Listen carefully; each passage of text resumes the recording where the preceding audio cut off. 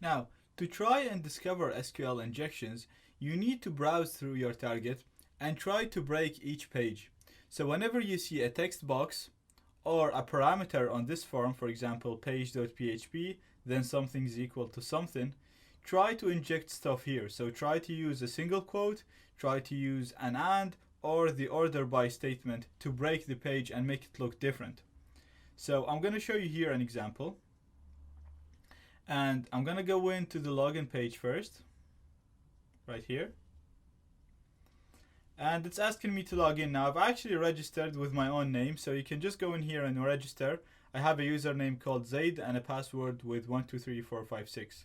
So first I'm going to log in just to show you. So my username is Zaid and my password is 123456.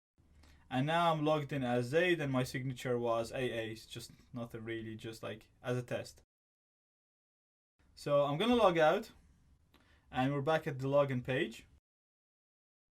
Right here we have the page, so you can try to inject in that, but we'll get into that later. So at the moment we're having an example of injecting into text boxes. So you can try to inject into the name and into the password. So I'm going to put my name as Zaid and I'm going to put a single quote. So I'm putting this sign into my password. So let's see if we can break it. And as you can see now, there is an error being displayed to us, and it doesn't look like a normal error. It looks like it's a database error.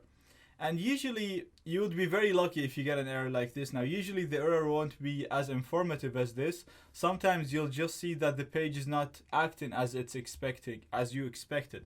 Sometimes it'll just be a page that does not look as it should.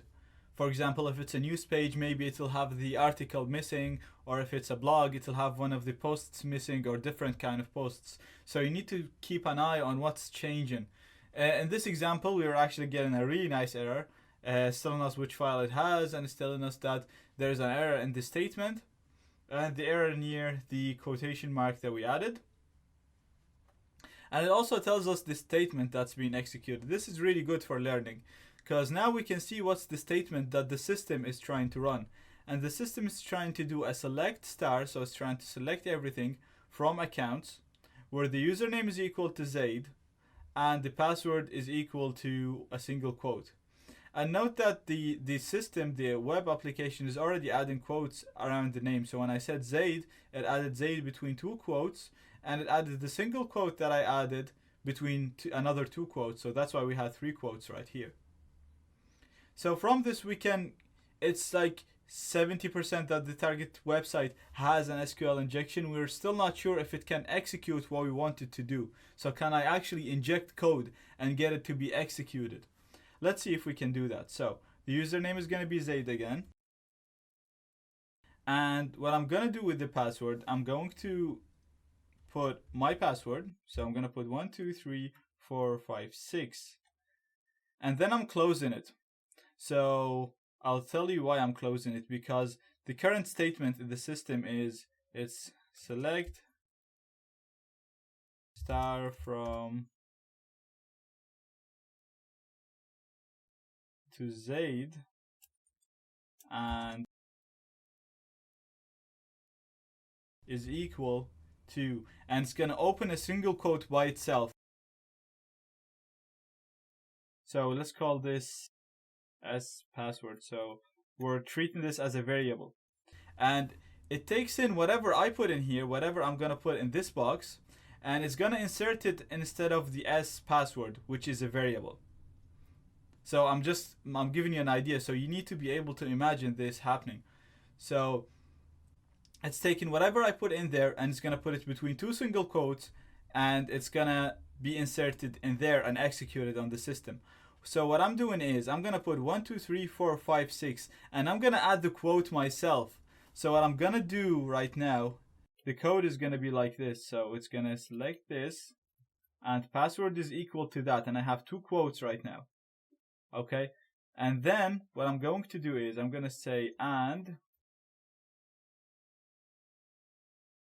1 is equal to 1. So 1 is equal to 1, and I'm just trying to see if it's going to execute what I want it to do. So my statement right now is It's going to be select star from accounts where username is equal to Zaid and password is equal to 123456. And note, I'm going to be inserting this myself. And 1 is equal to 1. One problem that the system is going to complain about is that we have an extra quote here, because I'm going to be inserting this myself in the text box. So it's going to be complaining about this. It's going to say this is an open quote and it's never has been closed. So what I'm going to do is I'm going to add a comment. And when you add a comment, basically everything that comes in after the comment will not be executed. I'm going to use the hash as the comment. So anything that comes in after the hash, the system is going to ignore. So what I'm going to inject now is going to be this, and 1 is equal to 1, and this. So as I said, usually what you have here, you have /$password, or depending on what the programmer called it, but we're just imagining this. And I'm going to be inserting this inside. So when you do that and you insert it inside, this is what the code is going to look like. So it's going to look like the right username, the right password, and 1 is equal to 1, which is true. And then it's going to ignore this quote right here. So if we paste this, we should be able to log in. It should allow me to log in. And perfect, we were able to log in, and username is Zaid. So far we haven't done anything, but this kind of shows us that is it running our code? Let's try a different thing now.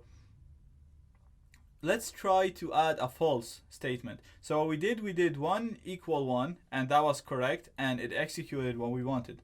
Let's try 1 equals 2, and this is false. So I have the right password, and I have the right username, but I added and 1 is equal to 2. And this should be wrong because it's false. 1 is not equal to 2, and I'm using an and, so everything has to be true. So it should give me an error, even though I'm going to put the right username, and I'm going to put the right password. So I'm putting 123456, and 1 is equal to 2. So it's going to be like, oh, this is wrong. And as you can see, it's giving me an authentication error, bad username or password, even though I'm given the right password and the right username. So this confirms that this website is actually injecting anything we want in the password. So we can use the password field to inject SQL code. And it's always going to be on this form. So we're going to put a password, and you're going to put your code here. So I'm just going to put it in capital code here, because we're going to put any password, close the quote, and then put the code that we want to execute on the system right here, and it's going to be executed on the target system.